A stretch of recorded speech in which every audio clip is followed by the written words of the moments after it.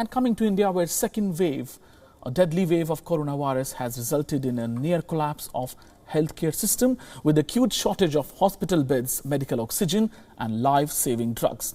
However, amid all this gloom, there is a glimmer of hope for Indians struggling to source drugs for their loved ones infected with COVID. India's drug regulator DGCI has given emergency use authorization to new COVID drug manufactured by pharma major Zydus Cadila for treatment of COVID patients. The drug Virafin is to be administered as a single-shot jab under the skin and be available on the prescription of medical specialists for use in hospital institutional setup as well. The company claimed over 91% of patients treated with the drug were RT-PCR negative by day 7. The treatment significantly reduces the hours of supplemental oxygen in the patient's stomachs.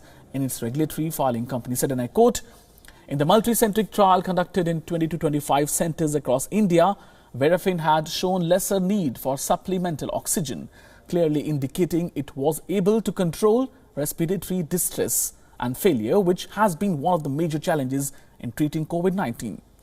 Experts say key to Virafin's success, as shown in trials, is linked to the fact it acts as a interferon therapy, which has earlier been used in hepatitis infections type 1 interferons, including interferon alpha, that have been found crucial in protection against coronavirus.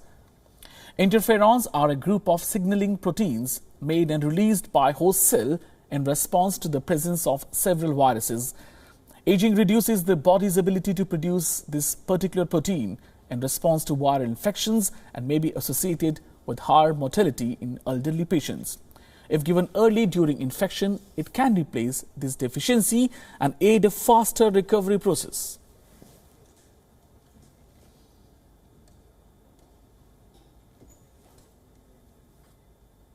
WION now available in your country. Download the app and get all the news on the move.